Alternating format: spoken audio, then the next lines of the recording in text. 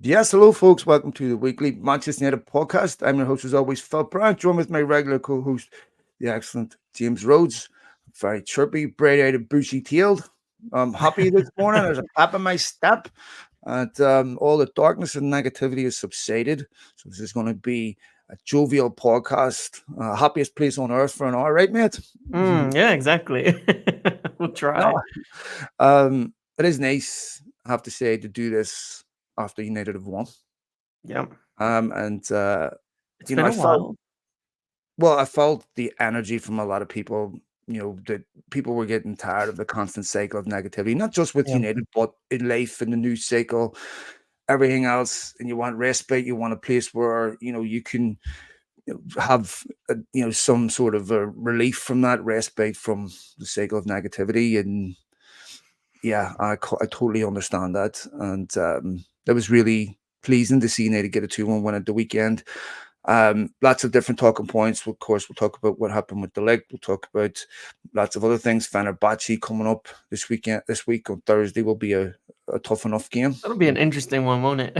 Tuesday, of course, and you know, there's at least some positivity to reflect on. I'll ask your views, mate, on the game at the weekend before I give you mine.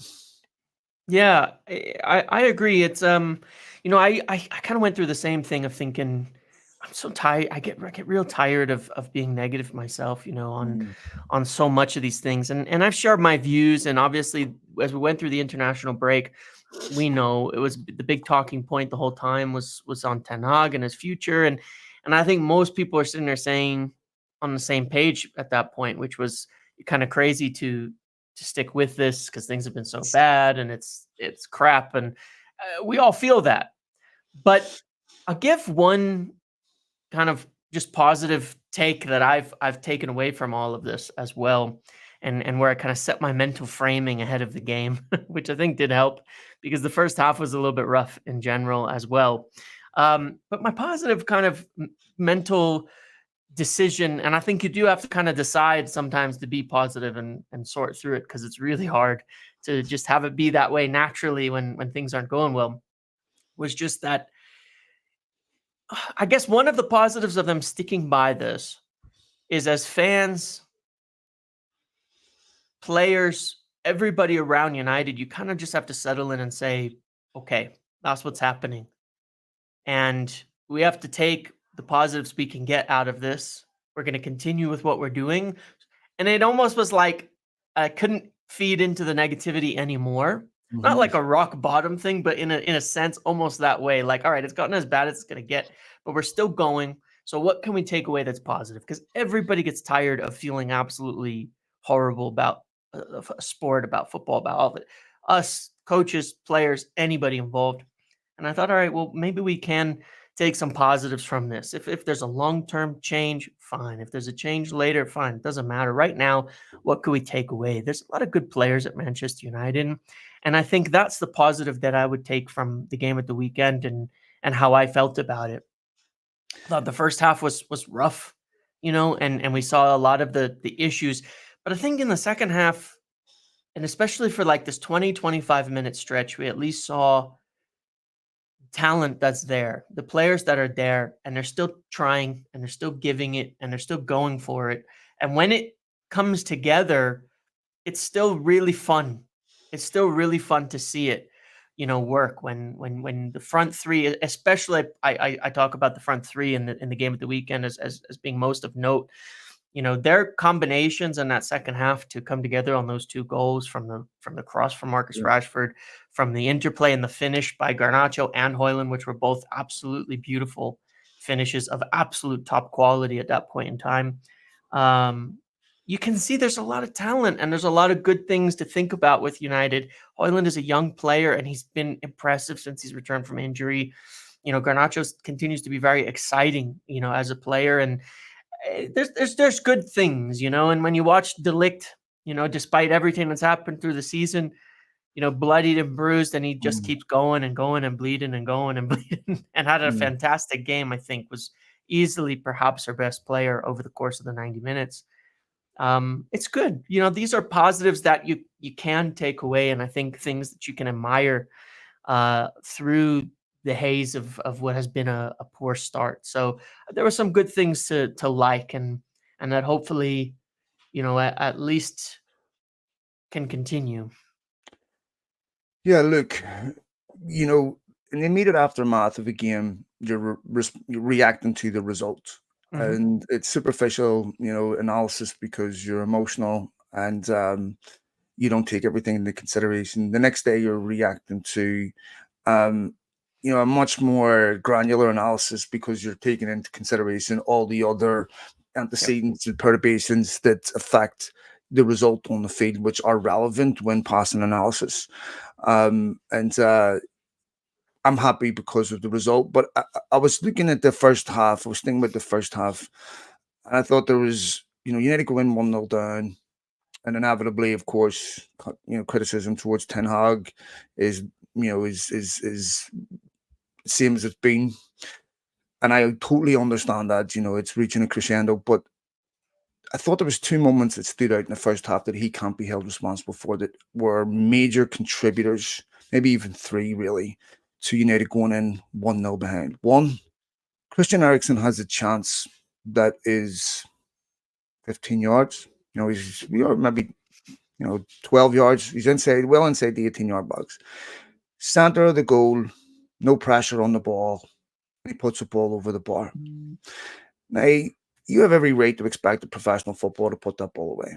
Hmm. Changes the game completely. Okay. The other one, of course, is the Delict thing. Now, I don't.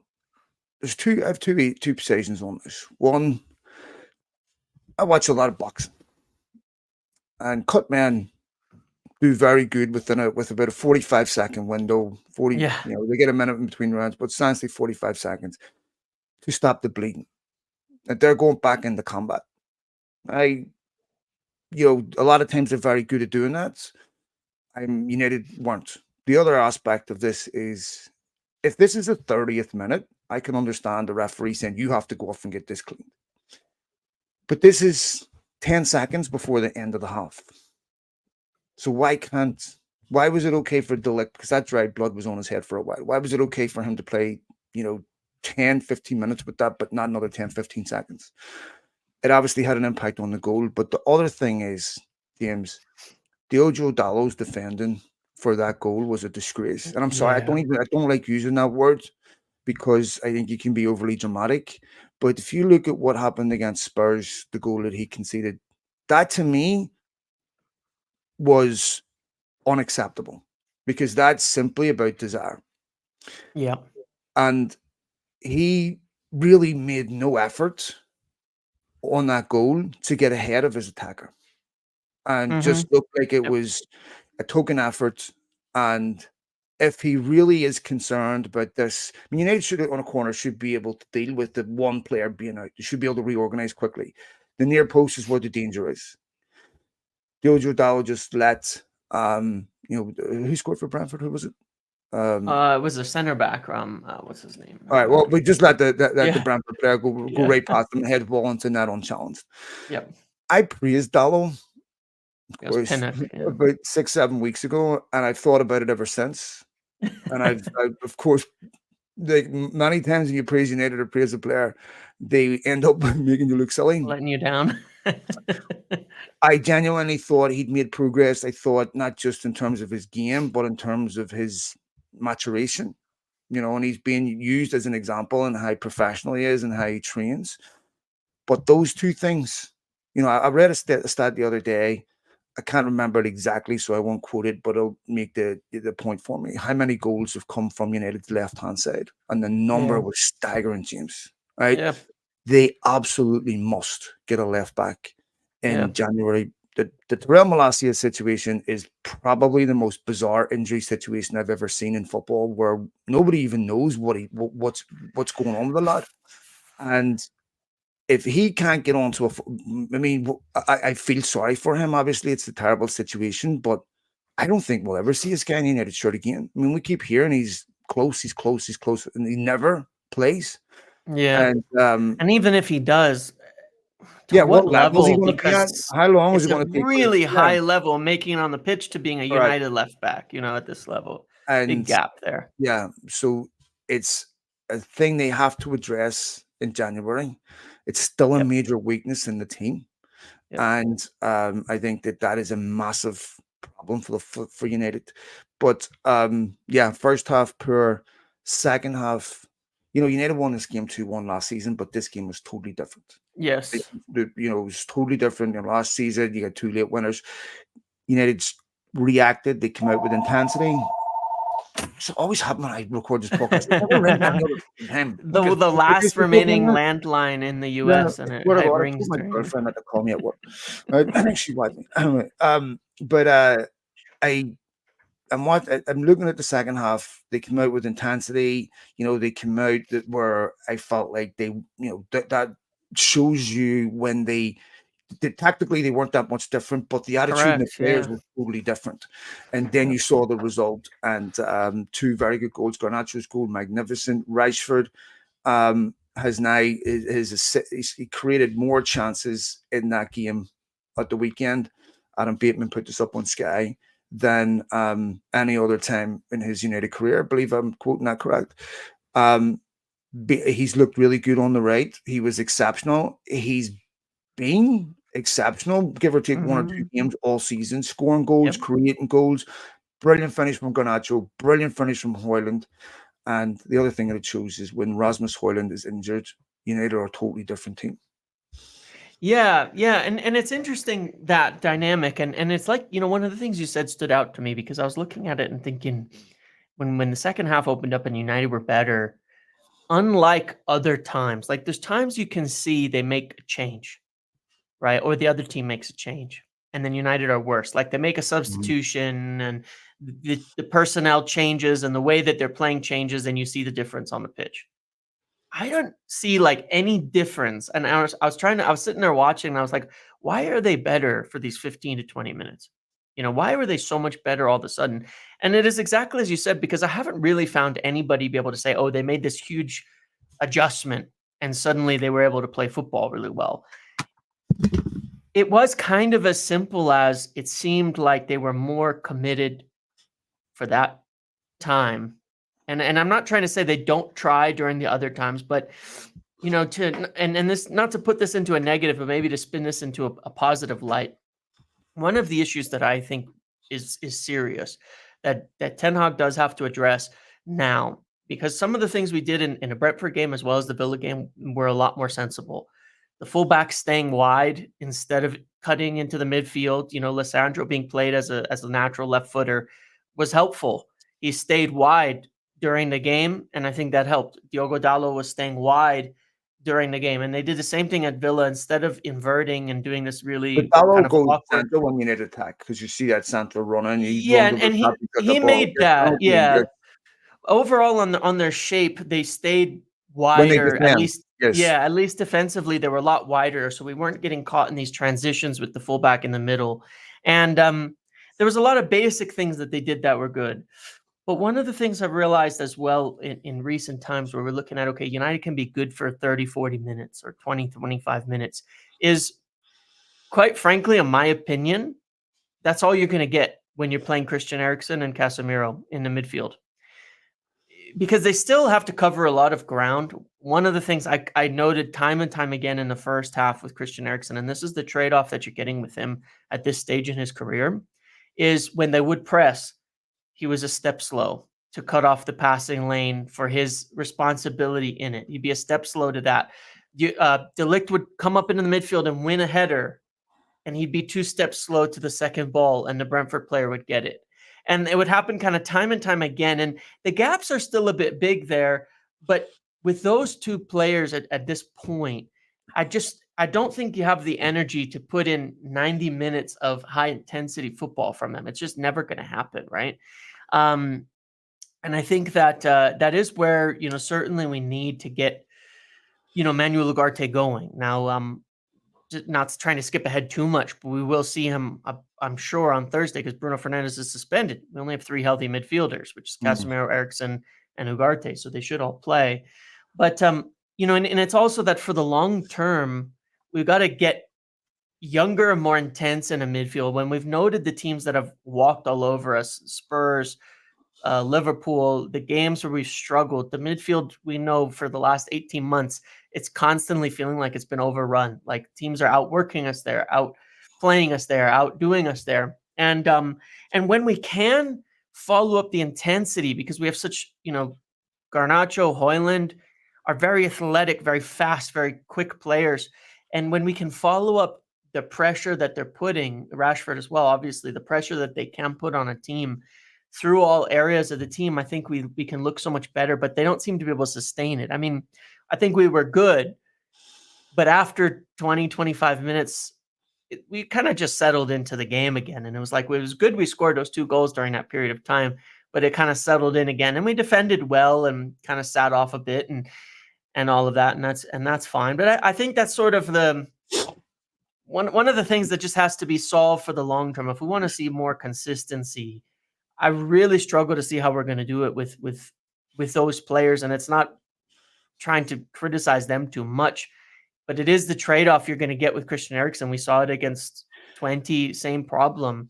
A step slow, he tires quicker, and Yeah. it's he just will, and we have to figure out how to play more intense more often.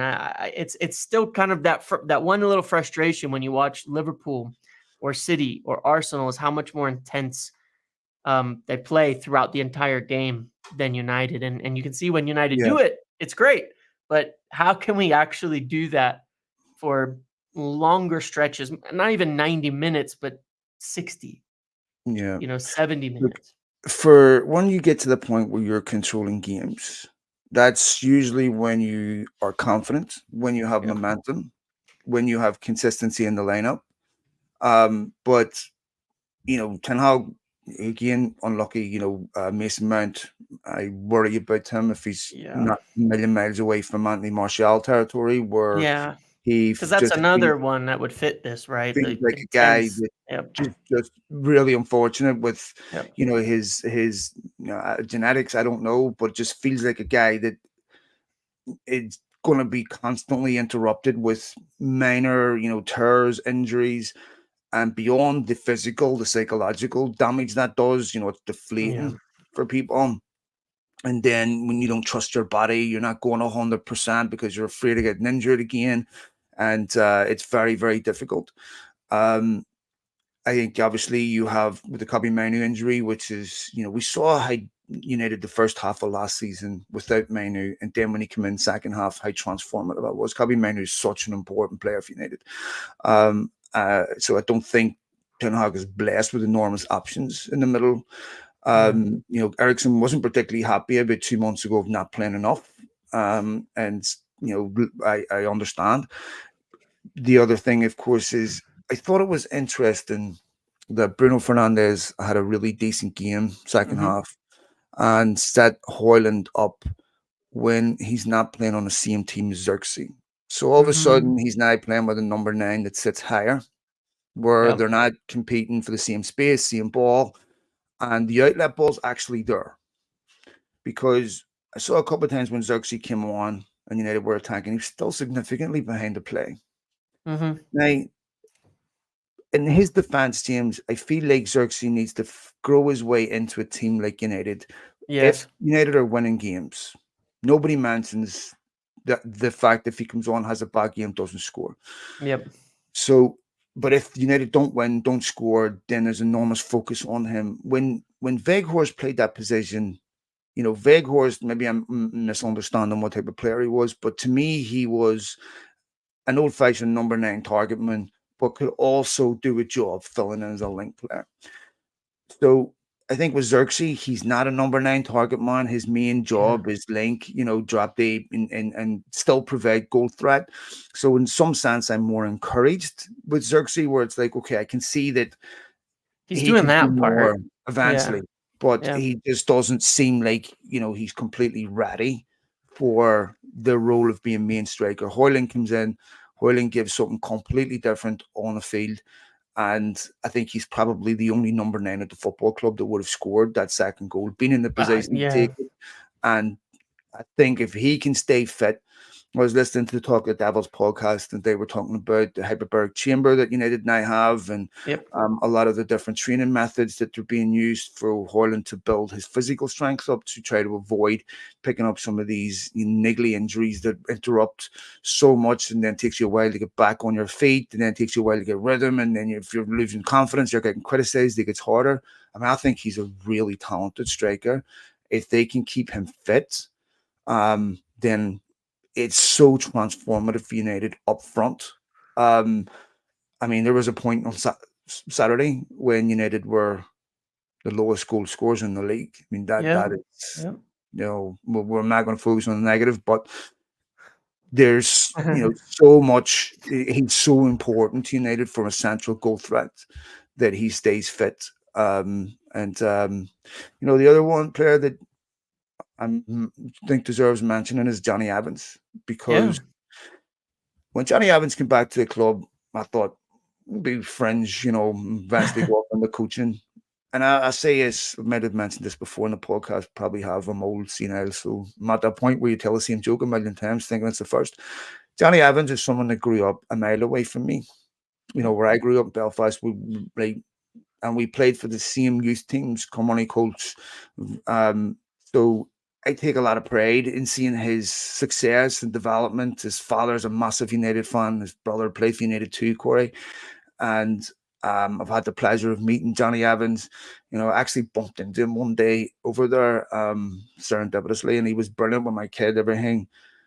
He loves a football club, and he's been putting in exceptional performances week after every time he plays James. I mean, Yeah. he never lets United down, and I think he has been fantastic.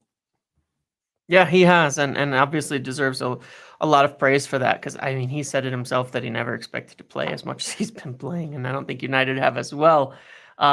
It's Mm, good news, Lena Yoro returning to individual mhm, training today, United announcing, and obviously that doesn't mean he's ready yet. It's probably still 3-4 weeks. They're going to be careful with him, with the foot injury that he's had, mhm, but I think, not saying Johnny Evans isn't enjoying playing, but I think he would admit himself that he would prefer to probably play a little bit less than he's had to, mm, and where he's at now, and hopefully we can help with that, with getting some of the health in the team. But yeah, I'd agree with you, and I think that moving forward, my question, the point you made about Bruno, about Xerxes, about Hoyland, all these things are interesting, and that's the puzzle that I'm still sitting there looking at and saying, I think that for us to have a overall could carry some momentum moving forward, and to perhaps build on this season a bit, and at least have it be a positive.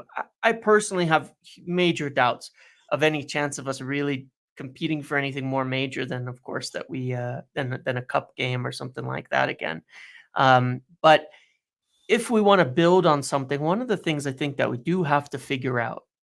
I'm not saying you can't rotate, but the team is already so much, it's totally different. I mean, we're 8 games into the season, right? That was the 8th Premier League season game, and it's a totally different 11 than you're starting the season with, and it's a totally different midfield, and it's a totally different front three than you're starting with. And I understand that. We do have to, at some point, I think, figure out the balance of what is the actual best 11, because I still don't think anybody knows, what the best 11 is at United, and how to make it work with all of these different parts, because we mm, do have a lot of talent, but they're different. Like, Ahmad is a different player than Alejandro Garnacho, right? mhm, And when he's playing on the right, he's a totally different player to Rashford playing on the right. Even though I think Rashford's probably one of the most flexible players we have, to his credit, which is why he gets moved around a bit. And like you say, Xerxes and Hoyland are totally different, and their dynamic with Bruno is going to be totally different. And then I notice as well, when you do that, Ericsson is less influential. When Bruno is more involved and you have Hoyland, then Ericsson is a bit less influential, and that's a good thing too, because you don't need him to be. It's kind of, you get these kind of balances where it's like one player's good, one's bad. Well, how do you get it all put together right? And I think that's the major puzzle. I'm not sure I have 100% the answer, Well, and obviously we here's need the thing players to on be that, Jim. back, but how do we figure that out?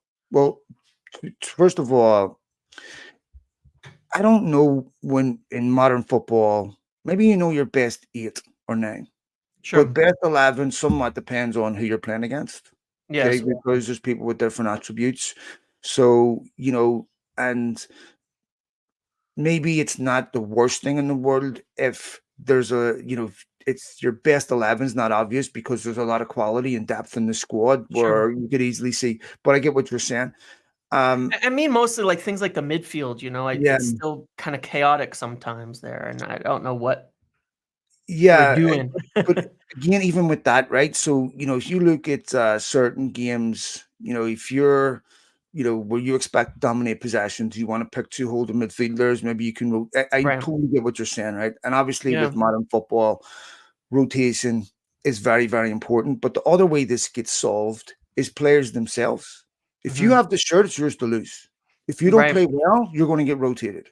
If you have exceptional form, the question's settled. The only Right. time you're getting rotated is in games like where you need a rest, but you're not Yep. being dropped because of poor form. So it's really up to a player to decide, I'm going to make sure you can't drop me. So you have to. This is part of the problem with teams that have inconsistency, like United. You get Yeah. inconsistency in the team because they never own the shirt. They never come in and say you rotate. You see this. I'll bring us back a little bit too. I remember when Jurgen Klinsmann was being criticized as a US coach. I'm like, yeah, but the problem is nobody owns the shirts. Nobody Mhm. gives you a reason not to drop them. Right. And where if you drop them, it's enormously controversial, and you have to win, right? Yep. You know,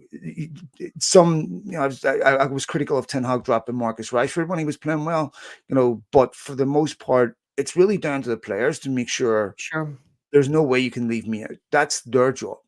So, with United, obviously there's been huge disruption with injuries, and of course, you'll get some tactical variation against teams where this player's suited to that particular team, and that player's, you'd see this a lot with United, even with Ferguson, picking certain teams against. I remember he used to pick Phil Neville against Arsenal all the time, and so to me, it's probably in modern football, you're talking about your best 8 or 9, but I get what you're saying. I Yeah. don't even know what that is Yeah. because I feel well, like we've had one player, I know, and I know we're both usually generally very positive on him, but I do mean this objectively. I think Marcus Rashford's been the only player I could say has been consistently good through the course of the whole season so far. Bearing in mind injuries and things like that, because Hoyland missed a big chunk of the season. He's been good since mhm. he's come back, and Garnacho was even not fit for start of the season as well. And I would you know, have to and say Onana's done well too, man. I would say Onana's Onana, been, yeah. that's a good point. I would agree with that. Onana as Mhm, well, and I would never rotate the keeper anyway. I think Mazraoui was very good too. And he'll be back shortly. But beyond that, it has been inconsistent. I mean, we've seen of course. Lissandro struggle heavily. We've seen Delict has had some really good games and some really not Mhm. so good games. We've seen the midfield one game to the next been good or bad. And yeah, so but it makes it tough, but I think that's part of the reason, of course, that it does change so much. Is it's like there's been very few players we'd say, yeah, 3 games in a row they Exactly. keep performing, so they're going to keep getting picked, and you can build So around that. when Ten Hag's first season, when United went on that run, where they Yeah. were within a couple of points of the top in January, and they were Yep. you knew what his best team was. Yeah. I 100%. mean, more or Yeah. less, you knew that was, Lissandro. You knew that, you could pretty much name most of that team. Yep. And he very rarely rotated in that first season. In fact, Yep. I would argue he didn't rotate enough in that Yes. first season. Yeah. Yeah. But it was obvious then this is pretty much his best team, give or take one or two players. You knew Yep. who was the outstanding players in that team. Um, but you mentioned Euro there, which is exciting to see him return. And when he got injured, one of the things that I'd said to myself, I might have mentioned on his podcast too, if there's one slight positive, it gives him more time to adjust to life in England, to a Yep. different culture, to observe the speed of the Premier League, the demands of the Premier League. And if United started badly, he would not be you know, uh, he would not be tainted by that. So the fact that yes, he's had a couple of months to he's not contaminated by what happened at the start of the season. Can you Yep. imagine the criticism this kid would be under, James? If United Yeah. were conceding goals like this, would mean the media would have savaged them. Yep. So Yep. the kid was able to, adjust to life in England. I mean, he's only 18. I know. I I know. think people need to understand. Some people do. When you move to another country, the culture shock, the change is massive. It's so difficult, and you have to adjust to so many new norms the first year, and Yeah. you get homesick. You're still a kid. You miss the things that you took for granted, and it can be hard. So your head's all over the place the first year, and then you settle down. So in some sense, I think it might have helped Euro to be able to adjust to Yep. life and not feel the pressure of being battered every week by the media, and be out of that. So um, I think he's a very talented young boy, and I'm looking forward to seeing him playing for United this season. Yeah, and I think it's a good point too, because one of the like we've been talking about, for instance, Joshua Zirkzee, who's also quite a young player as well, right? He's Mhm. was he 20, 21 something? He's not old for I thought he was sure. like He 22 or 23, but yeah, Yeah, I mean, that's he still won the young. Young Player of the Year for Serie A, so we know he's a young player, and he's had like one full professional first team season, Mhm. similar in a way, of course, to Rasmus Højlund when he moved. Now, Rasmus Højlund, we all know, is a great finisher, a fantastic goal scorer. We can see his talent. He didn't score when he arrived until the 19th game week in the Mhm. Premier League, Yeah. and it does take adjustment for these players to get in and to figure it out and find their place in a team and all of that. And so it is advantageous. And I think it's really important with all of the new players, especially, that we give them time on that, and not acknowledge a lot of the immediate calls people want to calling people flops and successes and things like that on transfers at this point in the season, because it's far too early. And I think that when you look at that, I think Joshua Zirkzee will come very good, because you can see the talent that is there, but it takes time. It took time for Højlund. It takes time for him. I think it is advantageous Euro getting in there, getting this time away, and then that we signed Delict, I think is valuable, because Delict's had ups and downs too. But one of the things that is well known about him, obviously, he's played 5 years at big clubs already, Juventus and Bayern, 5 years. So he knows how to deal with the pressure. He's also very well known to have been, character-wise, one of the most mature, strong individuals, out there, even when we were way back linked to him back in 2019, I think it was, right? Well, he was So, ex-captain when he was a yeah, teenager. yeah, at 19, and then, and then he made that move, and again, 5 years at I mean, Juventus and Bayern are really high pressure environments, as far as you get in Europe, across Europe. Those are big places, and he's not shied away from that. So I think that's actually very helpful, because if Euro comes back and he doesn't play right away, or he does and Delict does, it's not a big deal. Or they play together, I think it'll be very beneficial. So that's good. So can I ask you then, just based Mhm. finishing this part of this discussion, do you, in your view, who would you pick? Like, if all healthy, who would you pick in the team for, let's say, the midfield? Like, who do you think fits? How do you think Mhm. it fits how we want to play? Do you have any idea? Just Yeah. opinion So, purely. um, the midfield is a bit interesting because, to me, the two obvious players you have to pick are Manu and Fernandez to me.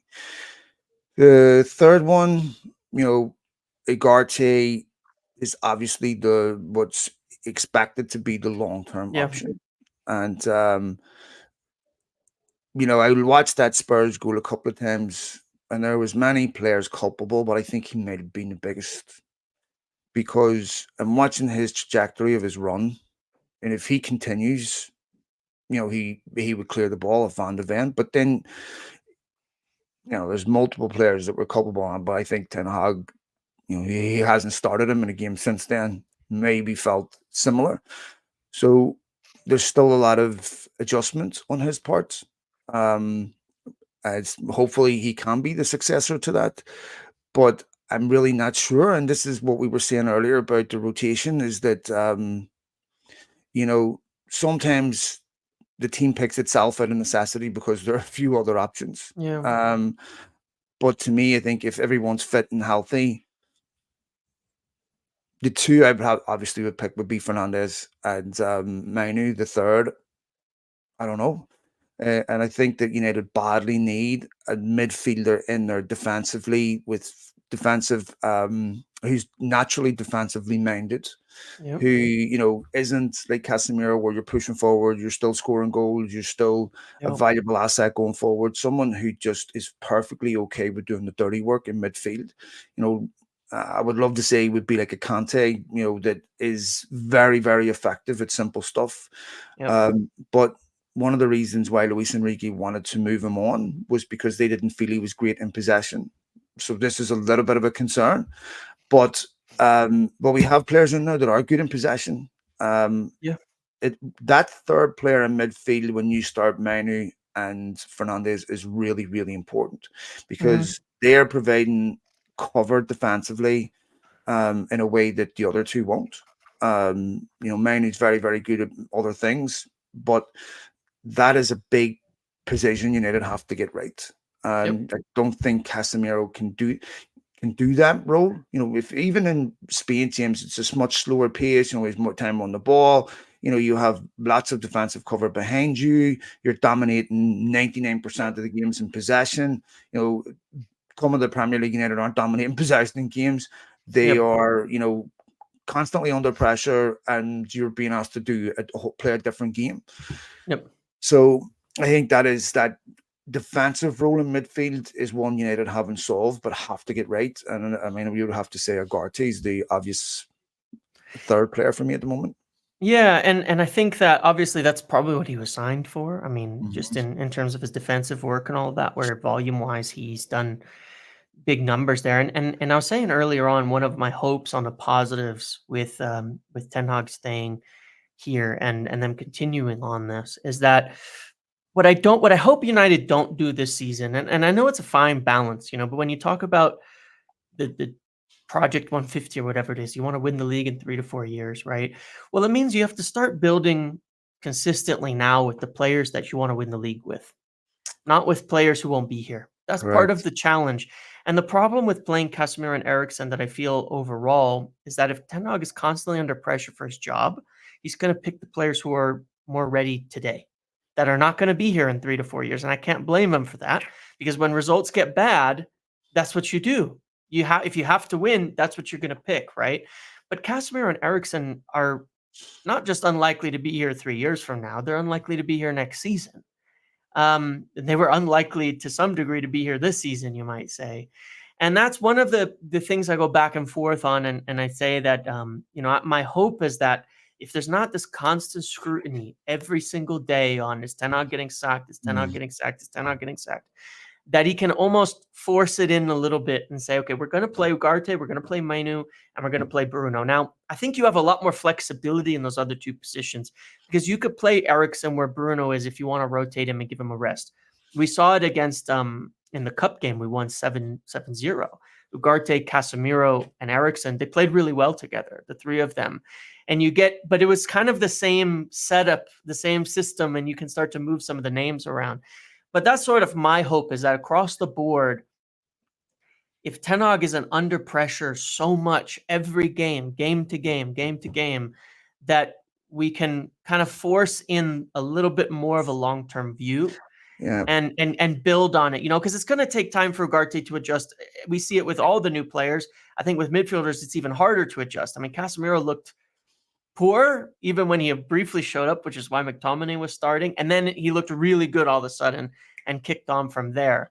And we've seen that with a lot of players. So that's kind of my I think it's hope hard. is, yeah, You, it's a you tricky could, balance because you still can't go losing a bunch of games. If you go yeah, lose to West yeah. Ham next week, it's going to go crazy again. You, And it will. And that is tough, and it's one of the problems I think that Ineos and the management have left themselves with the manager situation as it is that it does end up being so many questions all the time that it's hard to ask Ten Hag to say, "Hey, don't worry about results, just yeah, pick there's the never going to team." be a good It's time. How do Where you that do that's so James, if tricky. you look That at is City, tricky. there's a reason why De Bruyne and Rodri play every week. There's Yes. a reason why Mateus Nunes, didn't work out. Calvin Yep. Phillips didn't work Yep. out. Um, in midfield, this is such a hard position to Yep. bleed young players. This is essentially where the game's Yep. won and lost. Right? Yep. You can get away with the Euro, you can get away with a Hoyland in central defense and midfield, it's striker, but in midfield it's hard.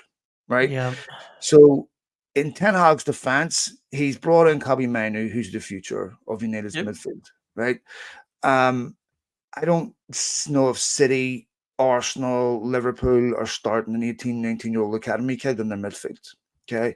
Very, very difficult. Liverpool held on to Thiago and Fabinho for as long as they could, James Milner for as long as they could. Yes. Had to try to put Trent Alexander-Arnold in midfield. They also tried to play young players in there, Bacetic, the Carvalho, what have you.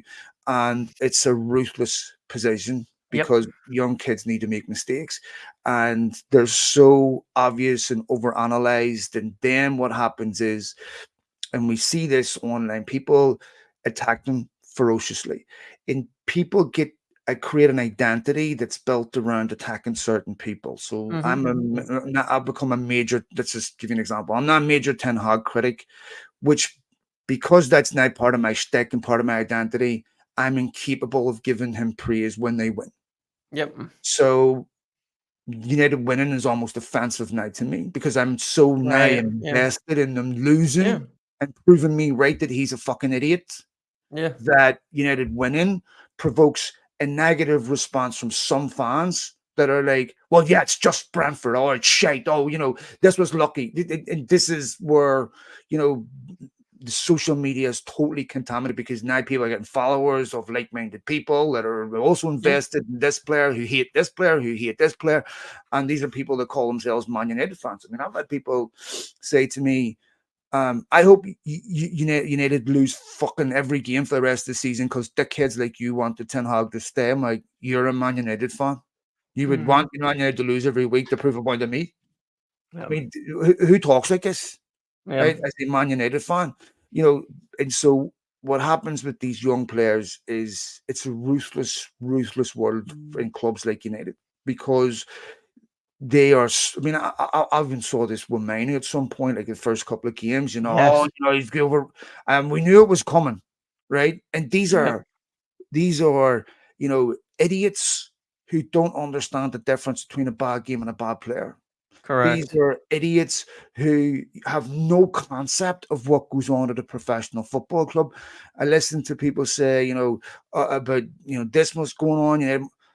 As Benny McCarthy said, James, the training sessions are top notch, very technical. But the idea that people at this level don't know how to coach is so insanely fucking offensive, ignorantly offensive to anyone who's ever played football at any decent level. I mean, first of all, to get your coaching badges to be licensed to coach at this level is a long process, and you have to display a level of competence. But to get through the levels to be able to coach at this level is extremely difficult. And I can tell you that these people, have a forensic knowledge of tactics and all this stuff. The problem is human beings, Correct. Yep. psychological. So we talked about second half, all of a sudden, where's that intensity? It's Yep. here. Yeah. In Yeah. leading human beings, even being in a marriage, right? You profess undying love to each other, down the aisle, and a year later, you want to fucking kill each other. This is the way human relationships go. Yeah. It's very, very difficult to keep human beings aligned and selfless so that they don't pursue individual goals, right? At a club, by Yes. the way, who for the last decade have prioritized individual goals.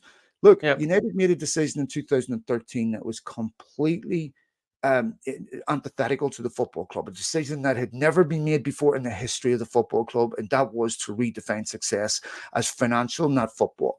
So they Correct. created a culture of self-enrichment, of Yep. people working towards individual goals. You're a brand. The most important thing you can do is monetize your commercial value. Don't really worry about winning trophies. What we care is that you qualify for revenue streams. Hence why they went pursued the Super League, where they removed the jeopardy and the merit towards that guaranteed revenue.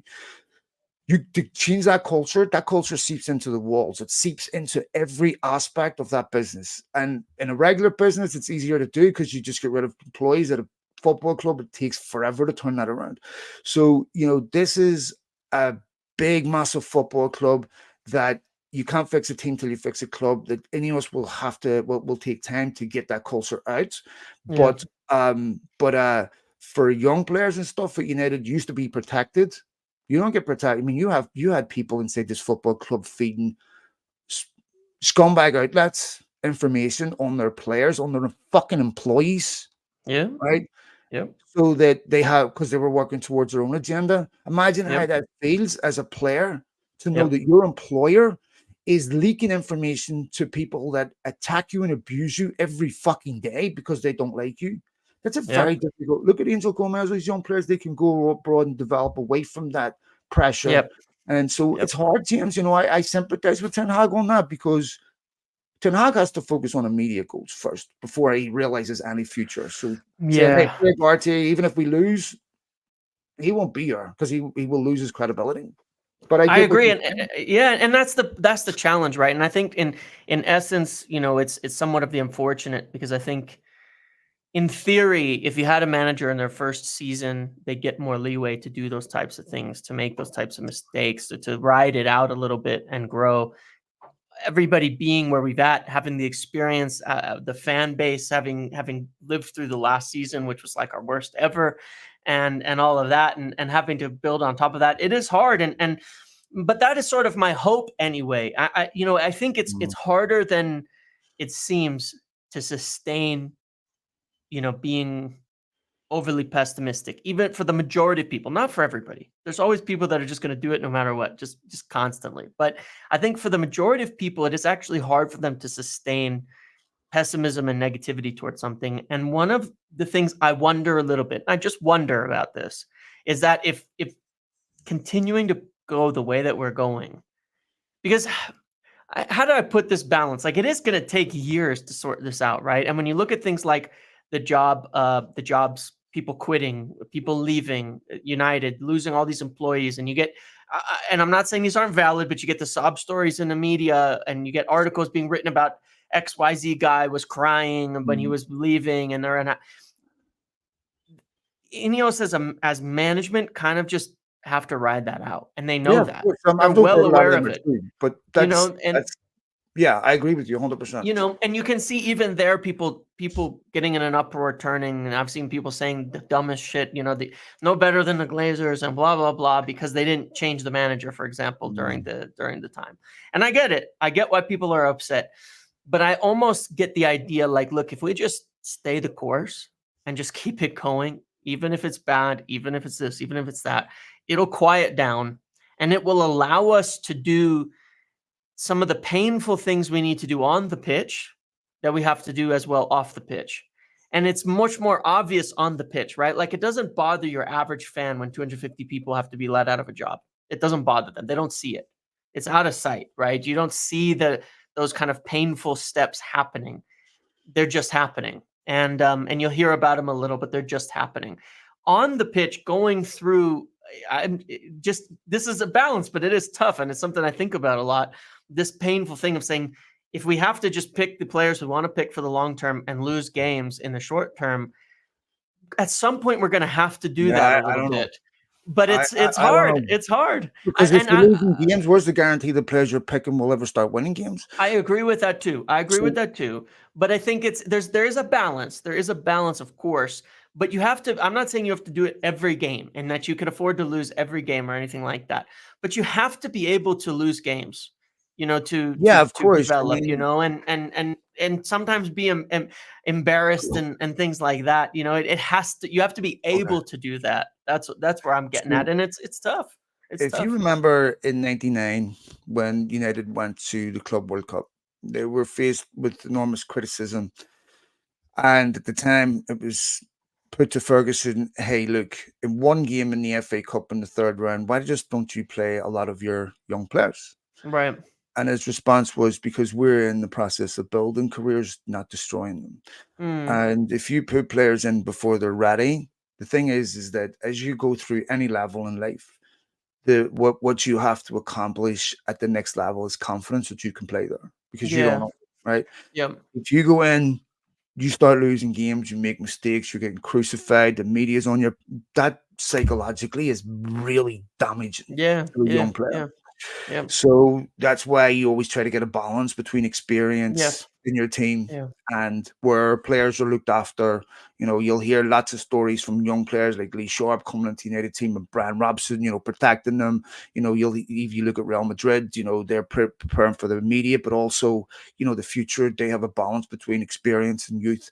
And, if you expose young players to that level in a team that isn't winning, it's very risky Yeah, because a lot of kids, a lot of young players don't have the life experience yet. They're on social media, and you go back previous generations, they didn't have to deal with the social media criticism mhm. aspect. That's true. You have to be mentally very, very strong. You can do that at other clubs like Brit. This is why the loan system is very Yeah, important. yeah, Where it's what you say. It's okay, you have to be okay with losing games because this is yeah. what you can do that at other clubs where It's it's easier not for a sure, like crescendo you of say, yeah. criticism. Where within 2 games, a young player's being called shit. Mhm. Fucking fraud. You know exactly what's coming. Yep, Brighton, if you have 2 or 3 bad games as a young player, no one notices. At United, yep. you're there, right? Yeah, And so it's a very difficult environment. When Alan Hansen said you can't win anything with kids, he'd be right today. Be yeah, very, very, very, very difficult to do that. yeah. And But it's just you a it's also want a to balance, emerge I organically. Like you've yeah, accomplished this on merits. And yep, so I think that I know about planning for the future and I understand that, but I don't know, if you bring in young players before they're ready, it yeah, is it's United, these top clubs, it's so difficult. I mean, you for can have a sure. Pedri and a Gavi where they're just so obviously outstanding, or Lamine Yamal that are Lamine so Yamal, yeah, obviously yeah. outstanding. United had this with Scholes and Giggs and Beckham. Yeah, They were so obviously outstanding. You couldn't keep them out of the team, but yeah. they were also in a team that had experience, that had Cantona, that had lots of experience in that team. That protected them, Steve Bruce, all that. And so I think that it's really hard to get right. Yeah, for sure. And it is a balance. It's more to me, my hope is that if it's not pressure every week, what I don't want to see United settle into this year is like a negative grinded out way where we never get into that aspect Mm, at all, because it's like it's always right on the edge, of the job of it, right on the edge of that position where it's like, where every game is like Aston Villa, where you're just mm, like playing shit football, settled in to grind out some points. Because I mhm. don't think that does anything for us in the long term. But it is finding the right balance. And look, I think that's Ten Hag's job, and I think that what he that him figuring that out. I hope he does. I hope he figures it out right, that it works, so that we I'm going see, to remind you of this the next time you ask for practical football. well, hey, Just wait, getting hold out the on, hold on, result. hold on, hold on, hold on. Because what I said, well, no, but it's funny because we've had this the other way, right? Because I remember that game against Liverpool. I said, in that game, why don't we just play pragmatic? Because I think there's times for it, right? Like what Mm, I think we can't afford is more Liverpool games, right? Where we just go get smashed. In that game, of course. I'm all for it. Go play extremely pragmatic. I don't give a shit. Play hard-nosed, pragmatic football and do not let Liverpool or City or Arsenal come into Old Trafford and give us another Of 3-0, course. because those matter way more than any other game to the fans, to the media, to the storm, to the pressure, to the environment, to everything. Those are the big ones. Like if you remove that Tottenham game, you don't get nearly the Porto result and what happened there and the Aston Villa game. If you don't have that Tottenham 3-0 at home right before that, they're not going to be seen the same way. They're not going to be looked at the same way. And so that's where I think it is a balance. Like you don't want to go into that game against Liverpool at home and say, "Oh, we're just going to play a bunch of kids," and you lose 7-0 again, and it's like this Well, disaster. let me You be can't devil's do advocate that. here for a second on this. Yeah. Okay. If you're Ten Hag, you're playing Liverpool, then you say to your team, okay, I know I have all these principles, values that we've been imposing on you week after week, but we're playing Liverpool and we're not good enough to beat them. So we're gonna play a different way. We're just gonna play backs to the wall.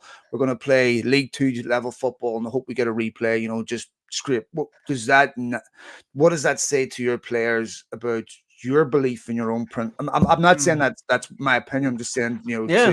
to Steelman the opposing argument. What would that say to your players and about your confidence in your methods and your confidence in your principles? And if what would that say to any of us if, wait a minute, we're trying to build for the future. We have to be somewhat okay with losing games. That means you can't start compromising principles and values, or you'll never implement them. Because if you don't Yeah. trust them against Spurs and Liverpool, then why should these players trust them?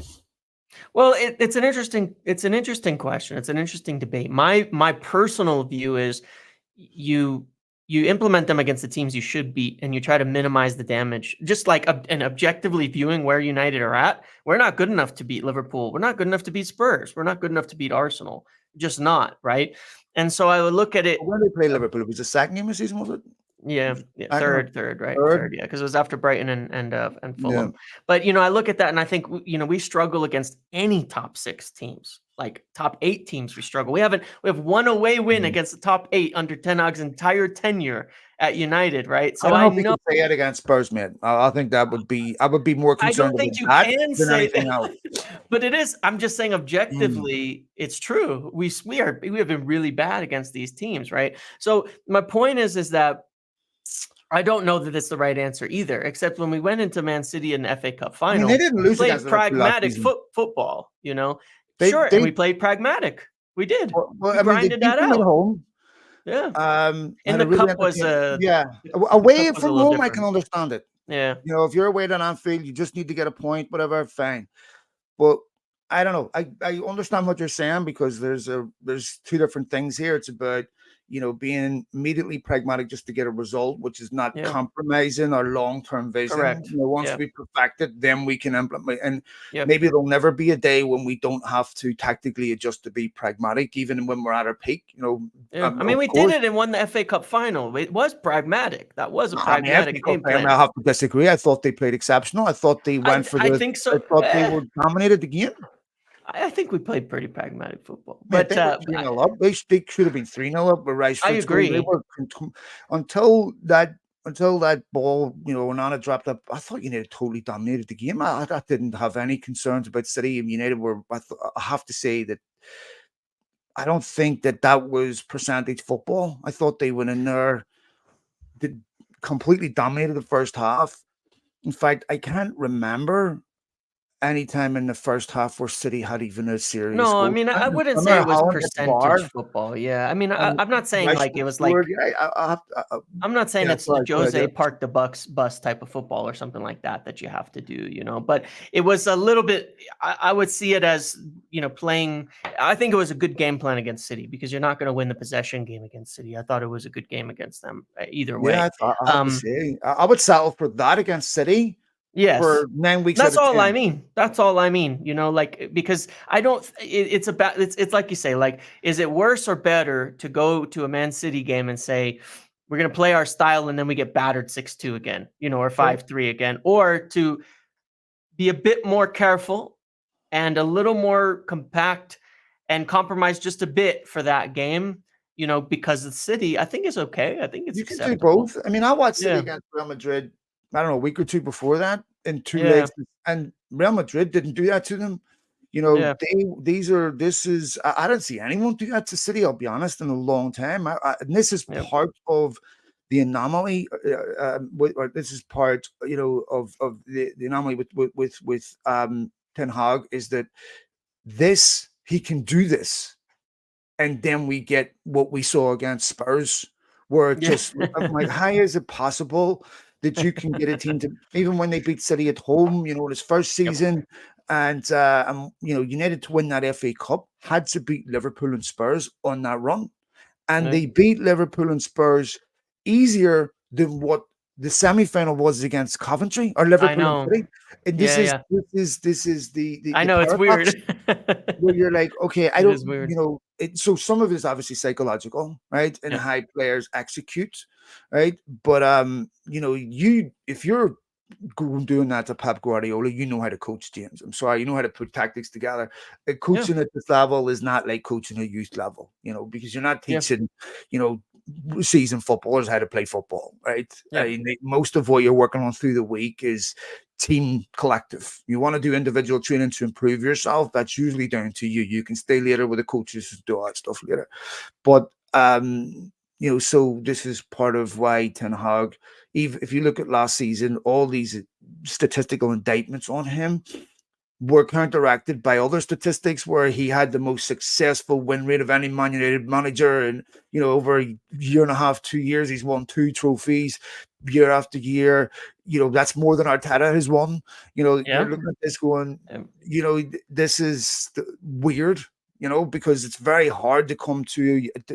What I think if United sack Ten Hag and 3-4 years later, they're going through another 2 managers, people would look back on this nostalgically and go, maybe we gave up on him too quick. He won 2 trophies. You could see clips on YouTube of some exciting moments and you forget the bad moments. But I'm not going to spend any more time talking about my views on Ten Hag.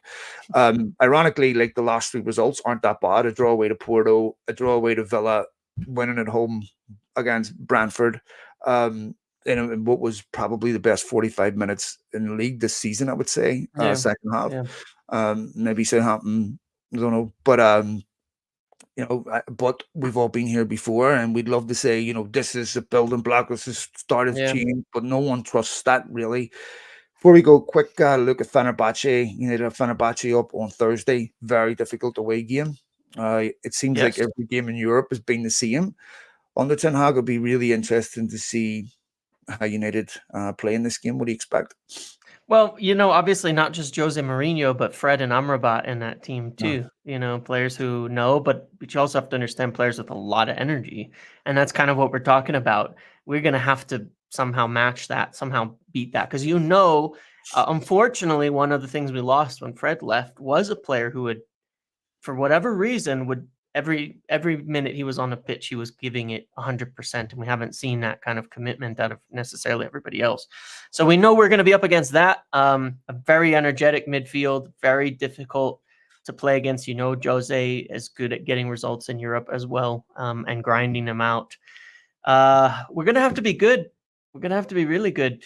Again, with Bruno suspended for the game, it pretty much nails on some of the selections that are going to be made there because we don't have that many fit players. I would guess Mazraoui should be back because he kind of sort of wasn't, but he was supposed to be available. So I would guess that he'll be back with Dalot starting.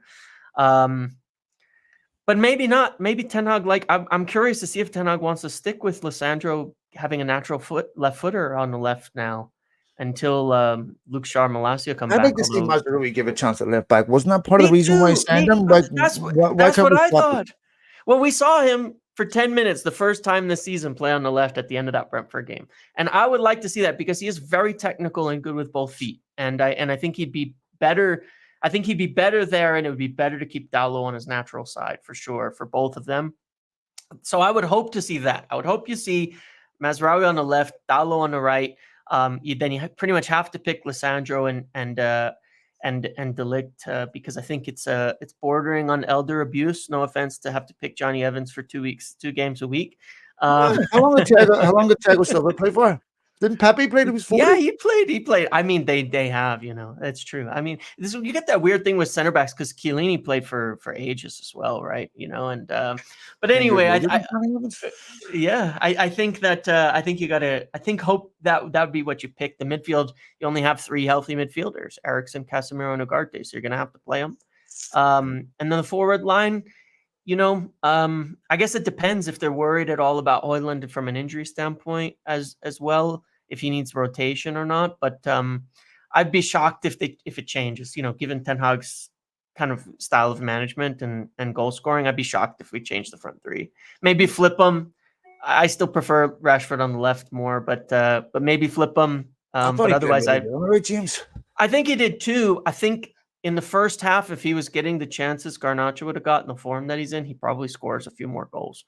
But that's all. It's not a big negative because I thought he was great on the right. I think he's just more. He brings more goal threat on the left. But either way, I think the team is in some respect picked itself until a few players return. Yeah. Yeah. Well, we'll see what happens. Be a difficult game away to Fenerbahce, of course. Be amazing atmosphere. Will It'd be be a intense. test. It's very difficult to make any prediction with confidence with United because they just change so much from game to game. Yep. Um, they haven't been great in Europe. They're leaky in Europe. I don't think if they fall behind, I don't think they deal well with that. And I think they're still psychologically fragile. Fenerbahce, I was, listening on the Talk of the Devils podcast. Perks were saying that they defend a lot. This was a team that lost one game all of last season and still didn't win the league. They haven't been as great under Mourinho as what they were last season. Yep. And of course, Fenerbahce, trigger a number of different memories for United fans. They were the first team to end United's incredible unbeaten record at home in Europe, but they were also the team that Wayne Rooney scored his hat trick against. Van Persie, I think I remember, a 4-1 win against Fenerbahce. But United aren't the United under Rooney and Van Persie. Um, their away record in Europe's really poor. The record in Europe under Ten Hag is really poor in general. Yep. And this is a game for me that United need to. These are the games United need to really start competing in. Yes. I'm concerned about them in Europe under Ten Hag, and I don't think he can afford another, Porto or another Galatasaray or another 3 goals conceded like they did away to Bayern, away to Copenhagen, away to Galatasaray, Yes. away to Porto. Like they just We this gotta settle the way too European. consistent. Like Yeah. they have to be able to deal with pressure and atmosphere, and if you're 2-0 up, find a way of killing the fucking game so that you Yes. don't let them back into the game and let the crowd back into the game. Be smart about how you manage a game of football. This is where, of course, experience matters. So I think it'd be a draw. I don't see United winning it, but hopefully it's not some kilometers 3-3 or some ridiculous result. The other thing that worries me in an atmosphere like that is it's an atmosphere that's ripe for a sending off. Yeah. And I really hope that doesn't happen. So, Yeah. um, yeah, I like I said, I'm not the win against Brentford was a win. It's great, but I don't trust that it's indicative of anything. But I really hope it is. If you draw away to Fenerbahce, away to Porto, it's not the end of the world. It's the draw against 20. The Fenerbahce drew against 22, I think, but that was away. That really is the eyesore on that. Yep. Yeah, it'll be a tough game for United. Yeah. Well, it will So for sure. draw hopefully. But all right, Manny, I will let you go, my man. Very good. Thanks to all of you for downloading the podcast as always. I hope you're having a good Monday wherever you are when you're listening to this. I hope you're well, your physical health as well, your mental health as well, and hopefully this is a bit more positive. See you later, James. See you later. Thank you.